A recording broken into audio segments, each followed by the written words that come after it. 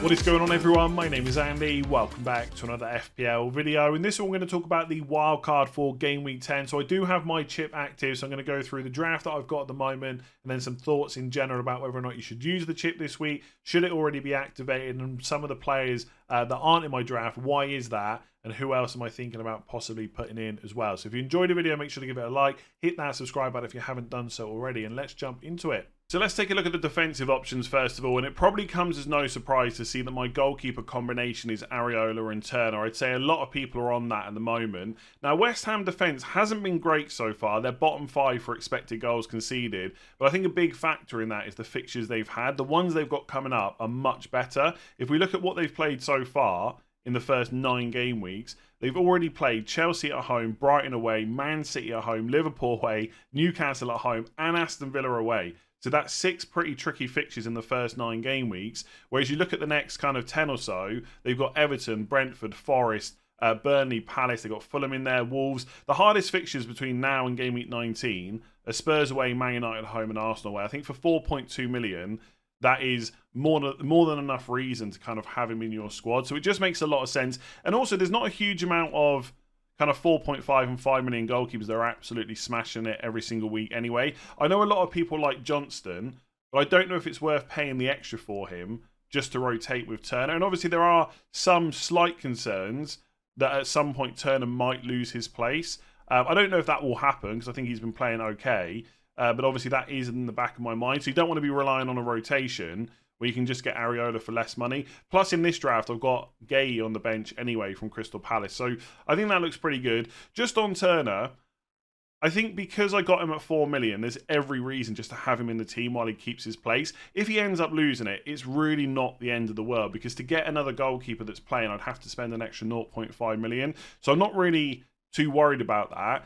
If I set up the perfect draft that I was really happy with and I needed 0.1 million, I would consider dropping Turner to a 3.9 million goalkeeper. But at the moment, I don't really have any intention to do that because I've got 0.6 million in the bank with this draft. In defence, you're going to see this a lot. Cash, Simicas and Gabriel. And the 2 bench defenders I've got at the moment are Gay, because Crystal Palace's fixtures after this week are pretty decent. And there's a reason that I need those fixtures, which I'll talk about later.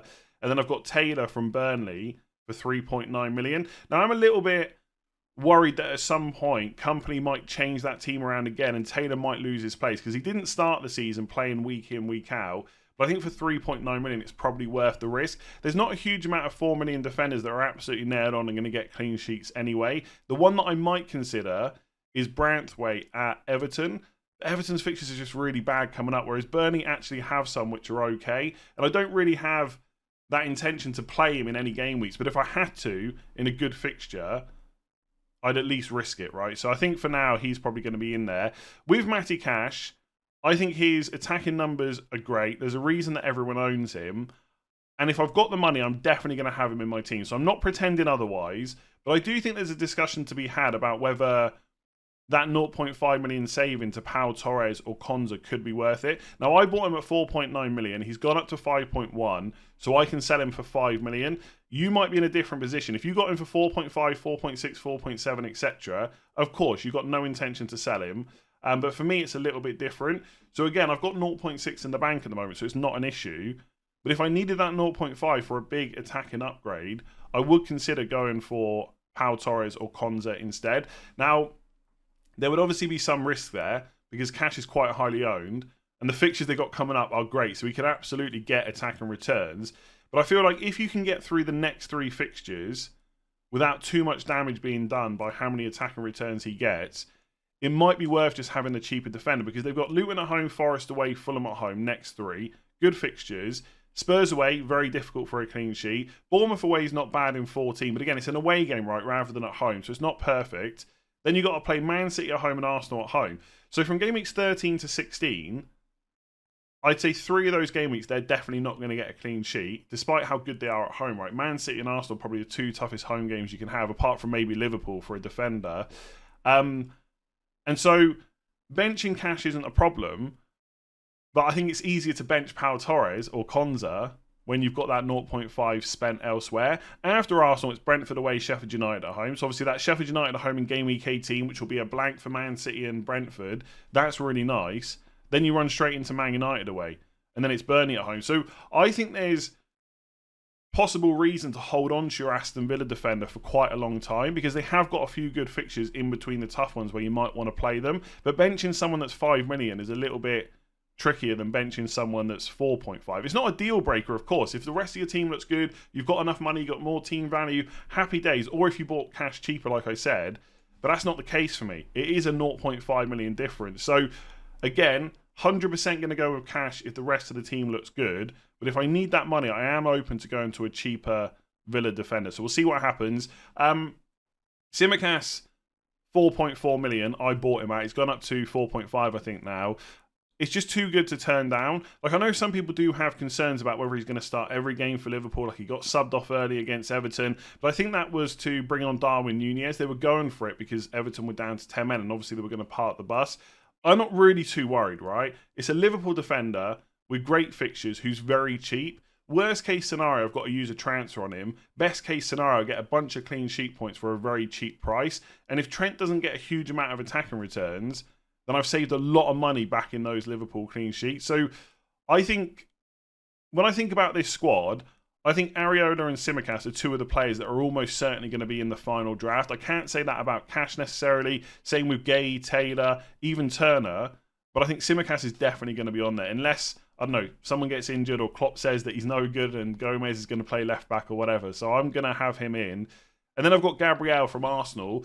Obvious risk there because start of the season, we all know what happened. He wasn't in the team. But I feel like this Ben White, Saliba, Gabriel, Zinchenko back four has been playing pretty well. And I'm not convinced that Arteta's going to change that around too much. If we look at one player that obviously was causing some of those problems in the defence, from an FPL point of view anyway, it was Thomas Partey, right? And he is back. He got 15 minutes against Man City, but then didn't play at all against Chelsea. Like, he could go to right back, and then Ben White moves over and Gabriel comes out of the team. But I'm just not sure that's an experiment that Arteta's going to go back to. And a bit like Tsimikas, an Arsenal defender for 4.7 million, with Sheffield United at home this week, Burnley at home in game week 12, it's just too good to turn down. And I am conscious that that's now two 4.5 million-ish defenders that I've said I'm willing to take a risk on. I don't want to be spending loads of transfers on defenders, but they're so cheap, I do think it is worth that risk. And as long as I've got a lot of, nailed on good minute attackers, I feel like that's a kind of bet that I can take. So I suspect that Gabriel will also be in the final draft. Just on Gay, obviously this week he's got Spurs at home, which isn't great. I don't expect Palace to get a clean sheet. And they're another team that's just conceded 4 goals, so it doesn't necessarily feel like a great time to bring them in. But game week 11, Burnley away. Game week 12, Everton at home. 13 is Luton away. 14 is West Ham away. And 15 is Bournemouth at home. After that, it gets very tricky, right? Liverpool, Man City, Brighton, Chelsea, Brentford and Arsenal. Not going to really need him then, or want to play him then. But in the short term, he does cover anything that might happen. And I don't know if there's too many other 4.5 million defenders that are great anyway, to be honest. Like, at the moment, in my actual team, I haven't yet sold Udogie because I got him at 4.5 and he's already gone up to 4.9. But I just don't know if I need a Spurs defender. I think longer term, they are better than Palace for sure, right? From game week 15, they got West Ham at home, Newcastle at home, which actually are probably quite tricky on paper. But then it's Forest away, Everton at home, etc. Like, we're talking game week 17, 18. It's a long way away. In the short term, Crystal Palace's fixtures are better. But I am kind of conscious that I've got money tied up in Udogie and I might want him back. But I guess if I sell him and I'm buying back a Spurs defender around 5 million, I probably would just go for Pedro Porro instead. So I'm pretty happy with that. I think Areola, Tsimikas and Gabriel will almost certainly make the final draft. Cash probably, as long as I've got the cash. Everything else is kind of up for debate. I think that even though that back three is cheap, I think there's a lot of points on offer over the next few weeks. All right, let's take a look at the midfield. Now, as it stands, I'm on a 3-5-2 formation. I'd be very surprised if that changes before Friday's deadline. It's the formation that I've been on all season. I do think there's enough good forwards that you could consider a 3-4-3. I like all of Haaland, Watkins, Darwin, Alvarez, maybe Solanke is a cheaper option, possibly Gabriel Jesus as well. But I still feel like there's way more midfielders that I like. Like, if I started, or if I went into game week 10 with Haaland, Watkins and Alvarez and one of them got injured, Well, I could go to Darwin, maybe Jesus, possibly Højlund if Man United start to look good at any point this season. But the options start to run out very quickly. Like Wilson and Isak are both great, but not when they're both fit because there's just too many rotation concerns and stuff like that. Whereas if Son was to get injured, there's Maddison, Fernandes, possibly Rashford if he ever finds some form. You got Diaby, Odegaard, Martinelli, Mitoma, Adingra. Like, just rattling off a few names there off the top of my head, that's already 8. And I'm sure there's more that I've forgotten. Luis Diaz, for example. So I just feel like if I'm using transfers over the next few weeks, it's easier to move around midfielders and probably even defenders as well than it is with forwards. So that's why I'm still on 3-5-2. Salah, one of the first names on the team sheet. I've got to go for him. It was always the plan to get him in game week 10. And I was hopeful that in game weeks 8 and 9, I could get away with not wildcarding. Has that worked out? Not really. It's not been a complete disaster because I'm on a green arrow in game week 9, and that's probably not going to change with the Spurs game tonight. But game week 8 itself wasn't great because so many people captained Salah. So that did hurt. But these things happen in FPL. Like if you look at Salah's return so far, I think anyone that started with him has probably actually done really well because there's lots of cheap midfielders that have done decently. Like Diaby's blanked the last couple of games, but he's done all right for most of the season. Like Mitoma did well at the start and Burmo's done good too. So if you started with Salah, it's worked out. I don't feel like I got punished too much by him up until the last 2 game weeks. Like he got back-to-back 10 pointers in game weeks 5 and 6. But outside of that, it wasn't really that bad. But then all of a sudden, people wildcard in game week 8 and get him in. 15 points, captain, 30 points. Some would have captain in game week 9 as well. He gets 16 points. It was a bit of a killer, but I wouldn't be panicking too much. Like obviously, anyone that wildcarded in 8, and it's not just game week 8, by the way. It's also before that, like 7 and 6, I've seen people do well. Fair play. That is great. You always want green arrows. You should absolutely celebrate that. We've only had 9 game weeks. There's still more than 3/4 of the season left. It is not game over yet. I've seen some people worried now that they didn't wildcard early enough and that's kind of season over. That is not the case. There's so many points to play with or play for. Just don't panic about it. But in terms of my game week 10 wildcard, was always the plan to have Salah. He's definitely in. Probably going to be my captain this week for Forest at home. Then it's Luton away, Brentford at home. Man City away is tough in 13. Then it's Fulham, Sheffield United, Palace. After that, we start talking about possibly taking them out. Back-to-back home games against Man United and Arsenal. Don't get me wrong, I probably won't take them out for that Man United game. But after that, you're starting to get into AFCON territory anyway, right? So although the funds are getting a bit tighter to have Haaland and Salah, later on that's not going to be the case because we're going to be able to sell Salah because he won't be playing a couple of games at least probably for Liverpool. But for now, he's definitely in. With Son, like I talked about already, you know, players that are definitely going to be in the draft, like Tsimikas. Salah's definitely one of them as well. Son is not necessarily going to make it. Obviously, I'm recording this on Monday. We've still got the Spurs and Fulham game to come. If Son goes and gets like a brace or a hat-trick in that game, that might change my mind a little bit.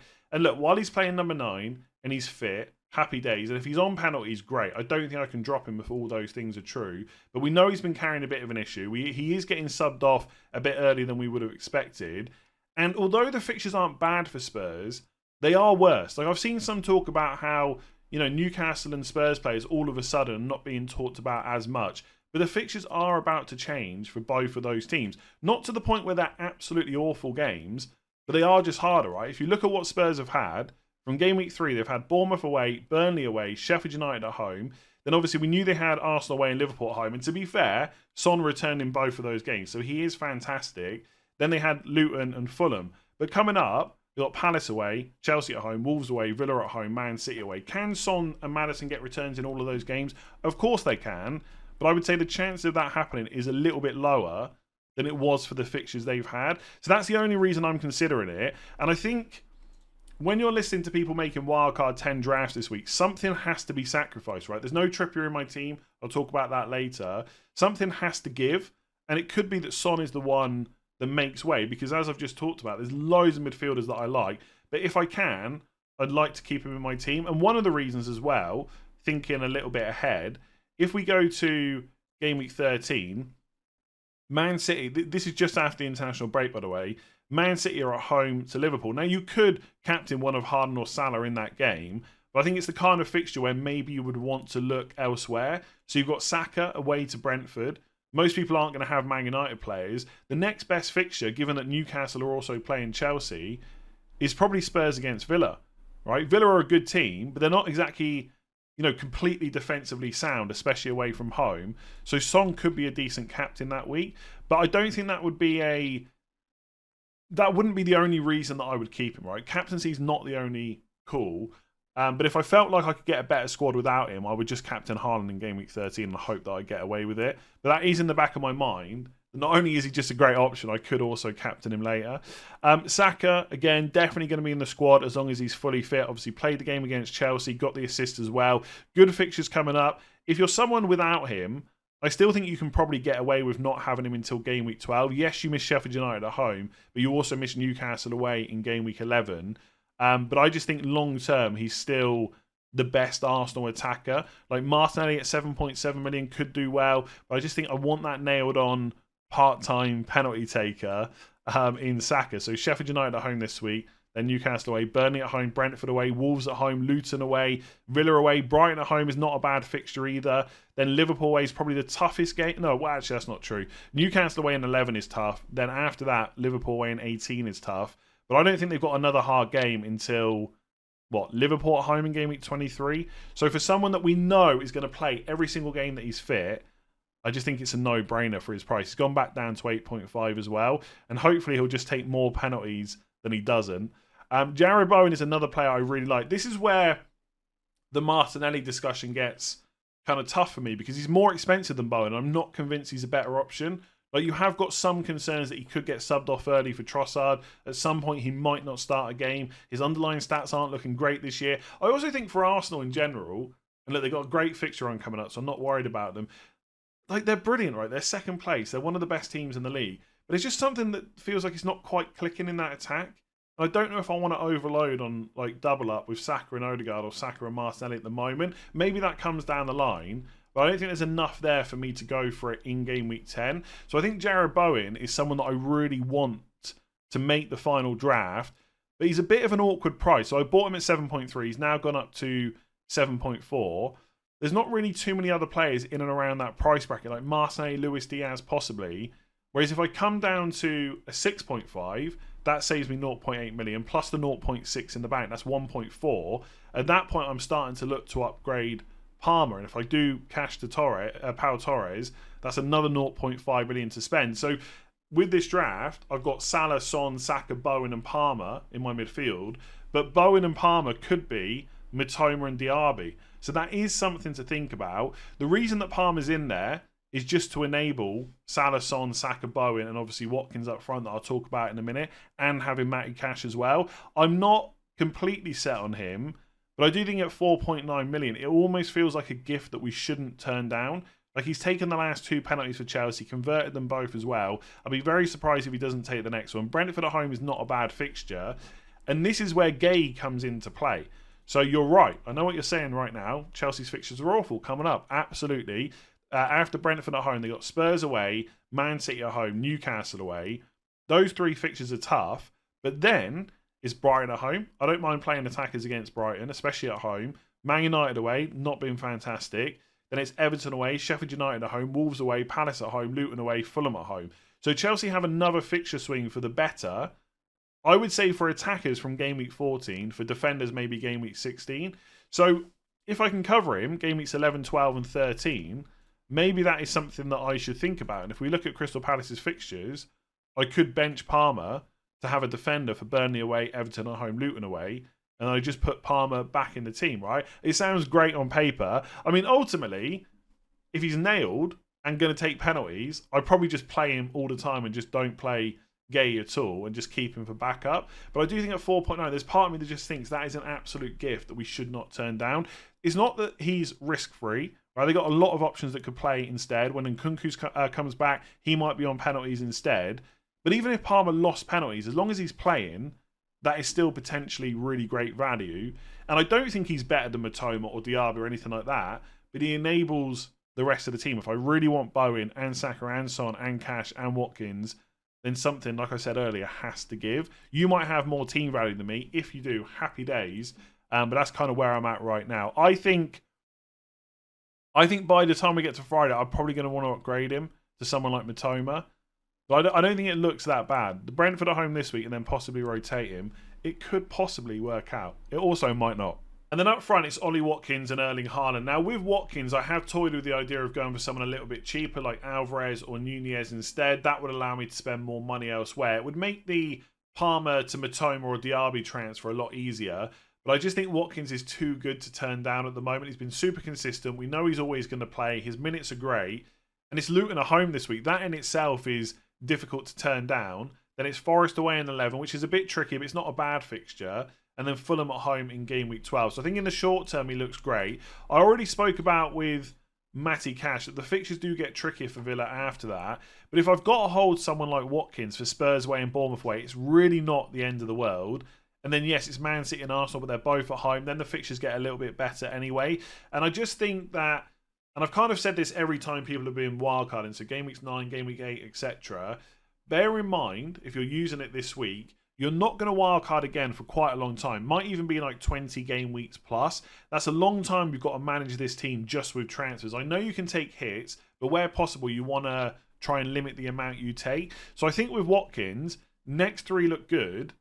And then after that, you can just decide what to do. If you've got other fires to put out, there is no issue whatsoever holding someone like Watkins. And I think having players that you know are always going to play, unless they're injured, is very handy to kind of manage the next few weeks, especially as we get towards that Christmas period where there's a few more games, possibly more rotation, injuries and stuff like that. So that's why I like Watkins. That's why I had him at the start of the season, right? And in the end, I got rid of him because I had a spare transfer, and that hasn't worked out very well. But I think it's exactly the same position now. You take the first 3 good fixtures, and then you decide what to do. If he still looks great and you want to keep hold of him, fantastic. If you want to reduce him down to someone cheaper, you can do that as well. The only reason that I'm looking at Nunez is because, and I've said this a lot now, I do think he's first choice. I do think there's an issue after international breaks. As we saw against Everton, he didn't start that game. But I would not be surprised, even if he plays in the Europa League this week, if he starts all of the next 3 games. So Forest at home, Luton away, Brentford at home. He might not start against Man City because that's after the international break. It's another 12:30 kickoff. But it's not a great fixture anyway.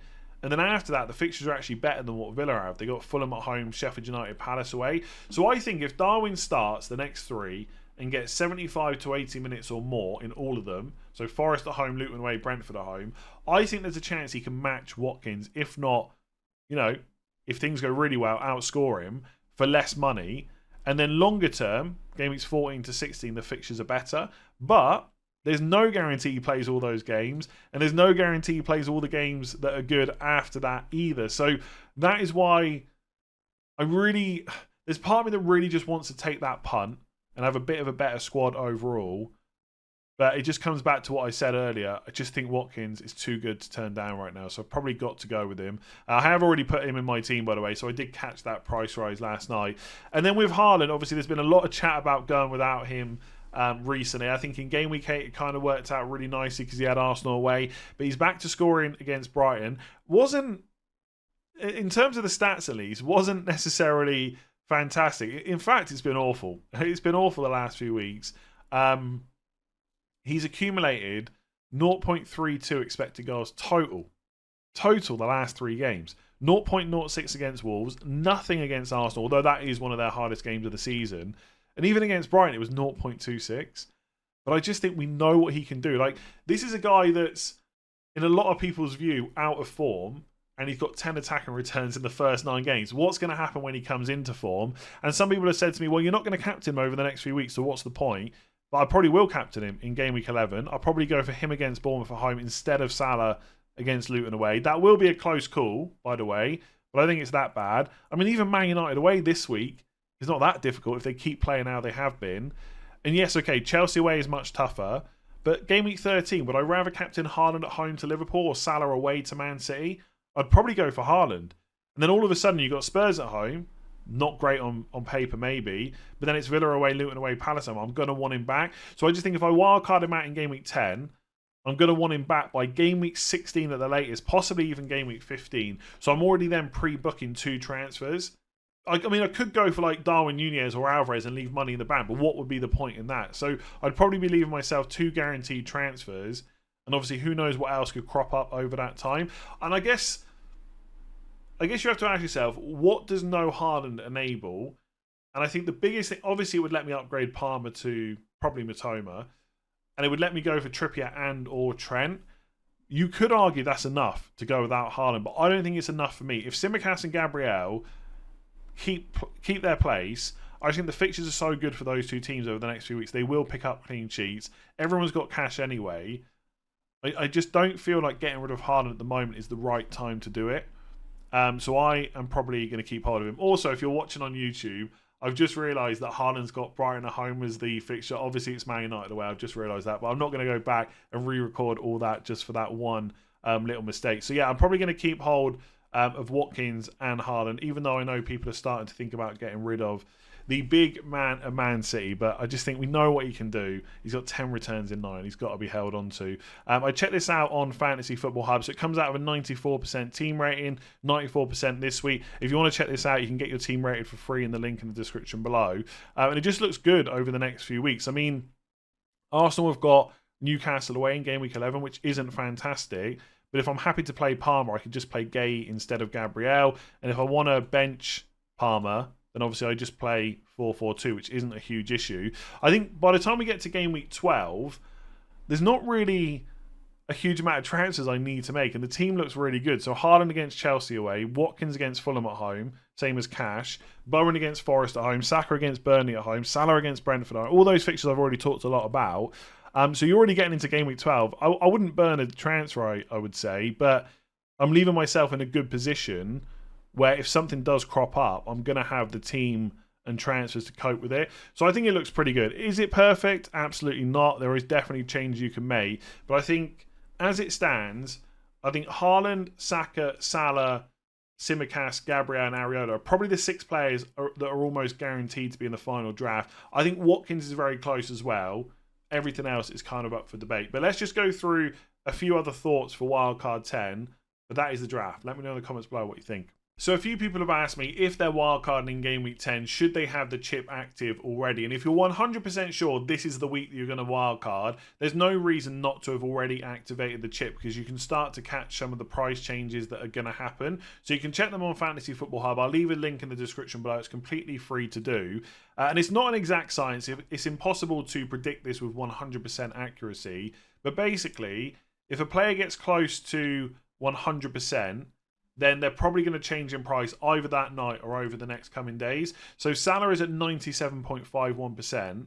He's probably going to rise in price tonight or maybe tomorrow. So he'll go from 12.7 to 12.8. So if you don't already own him and you're wildcarding this week, then you absolutely should wildcard and just get him in the team. Because if he goes up to 12.8 and you don't have him and then you put him in, you're going to have to pay 12.8 instead of 12.7. Likewise, you can see who's fallen in price. So once a player gets close to minus 100%, then they're likely to drop in price soon. Not necessarily that night, but you might not want to risk it. Now, there's not too many players that are dropping in price that most people probably own. But for example, I took Rashford out on my wildcard before he dropped, I think, down to 8.7 million. So I would definitely keep an eye on that. The only reason to not wildcard, even if you're pretty sure you're going to do it, is, I don't know, loads of players could get injured during European games. If Salah and Saka were to get injured, all of a sudden I might think to myself, I probably didn't need to wildcard. But I think you get very unlucky if you activated it and then all the players you wanted to target got injured. And even if that did happen, worst case scenario, you're on wildcard, right? So you can just get different players in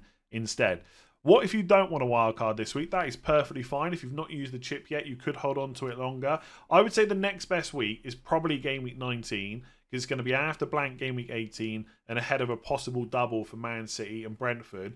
But ultimately, if you don't use it now, you've already got Salah, you're happy with your team, or you're going to go without him, or you're going to go without Haaland, whatever it is you're whatever it is you're doing at the moment, you can just play it by ear. If you need it in 14 or 15 or 16 because your team suddenly looks in a bit of trouble, you can just activate it then. So I would say the next best week, probably 19, but any week before that, if your team needs it, that is more than good enough.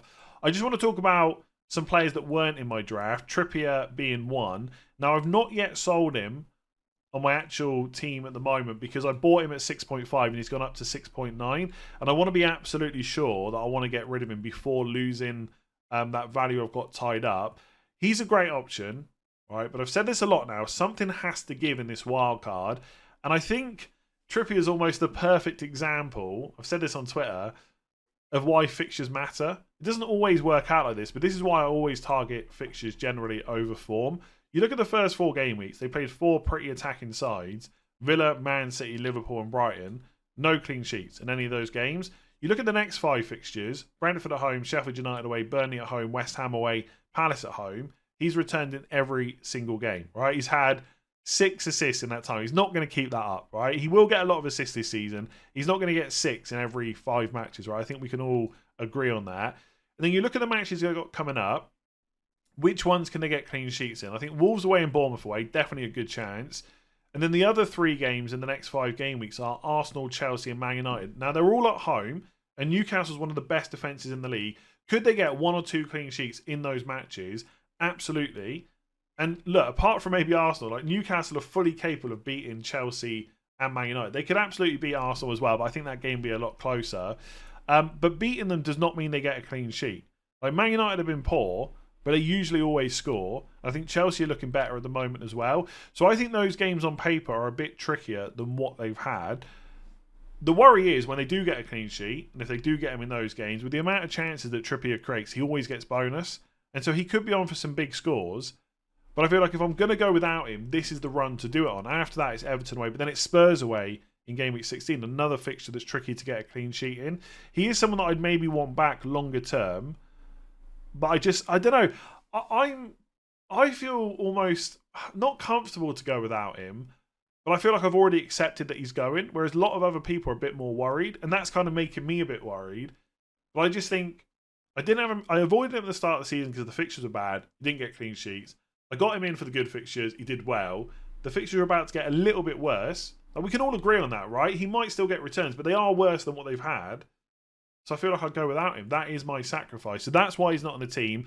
I do think Mitoma's being a bit overlooked. I mean, probably rightly so the last couple of weeks because the fixtures have been a bit more difficult. But I think it's gone under the radar how good his minutes have been. Because we're all worried about Brighton rotation. But we've had 9 game weeks. Mitoma has played 90 minutes in 7 of them. He's played 80 against Wolves in game week 2. The only game where he was benched and came on at half time was Bournemouth at home, and he got 14 points. Right, that's not always going to happen, but I just think his minutes are a lot better than maybe we're giving him credit for. And it doesn't get much better than the next 4 fixtures for Brighton. They got Fulham at home, Everton away, Sheffield United at home, Forest away. Another reason I kind of really want him in my team is not only because I think he's a differential in terms of people that have just wildcarded, basically. Like, not many people have him in their team. I know his ownership overall is probably quite high still. Yeah, like 37.2%. But I think people watching these videos, for example, that are engaged with FPL, they probably don't own him. So I'm still considering him a bit of a differential. That's one reason. But also, it's the perfect switch in game week 14 to go back to Mbeumo. So I don't think I'm going to have Brian Mbeumo on my wildcard. But I still think he's a really good option when the fixtures get better. Like in terms of midfielders, he's the 4th highest scoring one so far this season. Obviously, a lot of that was because of the 14 points against Burnley. Next 4 games for Brentford are Chelsea away, West Ham at home, Liverpool away, Arsenal at home. Now, lots of people still rate Mbeumo as an option because he's nailed on, he's on penalties. If he gets like 2 returns over the next 4 games, that'd probably be good enough to warrant having him on wildcard because it would save you a transfer later on. Personally, I'd rather just back the fixtures, which is why I'm looking at Mitoma. But in game week 14, when Brighton's get a little bit worse, you've then got Luton at home, Brighton away, Sheffield United away, Villa at home for Mbeumo. You'd hopefully bench him in game week 18 for the blank. And then hopefully they've got a double in game week 20. And even if that double isn't great, Palace away and Man United away, they got Wolves at home before it, Forest at home after it, and those good fixtures from game week 14. So he is someone that I'm going to want back. And then you probably have to look to offload him because of African Cup of Nations. So I just think Mitoma's a good option on his own, but I also think that switch is quite nice as well. I've got no Diaby. He's been really popular recently. I do think because of the next 3 fixtures that Villa have, he could still do really well. But I think I prefer Mitoma. He's got 1 extra good fixture, and that switch to Mbeumo is a little bit better. And I just think minutes-wise, despite the rotation for Brighton and kind of Europa League and stuff like that, like Diaby's not guaranteed 90 minutes every week anyway. Like he played 84 against West Ham, 61 against Wolves, 78 against Brighton. Like, don't get me wrong, I'd much rather have him than Mitoma for Luton at home, but it's not like Brighton's fixtures are bad. So it's just a case of how does he fit in? Like if I've got Salah, Saka, Bowen, who am I forgetting? Salah, Son, Saka and Bowen and one extra spot. And it's Matoma versus Diaby. I think I prefer Matoma. The only way Diaby really works his way in is if I drop Bowen. So instead of Bowen and Palmer, I go for Diaby and Matoma. That could work out. But that's why I've not got him right now. Douglas Luiz, I cannot believe how many comments there were about him in the stream yesterday. That is a proper example of how points really do change people's opinions. No one was really talking about him before that. I don't like him as an option, okay? You're really relying on penalties. And some people have said to me, but you've got Cole Palmer in your team. You're not just relying on penalties with him. Plus, he's cheaper. Douglas Luiz is now 5.5. Cole Palmer's only 4.9. So you're saving 5.6 million, and he's someone that's a bit more attacking. Now, I've not checked this before I'm recording, but I would say when you remove penalties from the equation, Douglas Luiz's numbers are going to be bad. Yeah, 0.09 non-penalty expected goals, 0.11 expected assists. There are defenders with better numbers than that. He is just not an attacking player.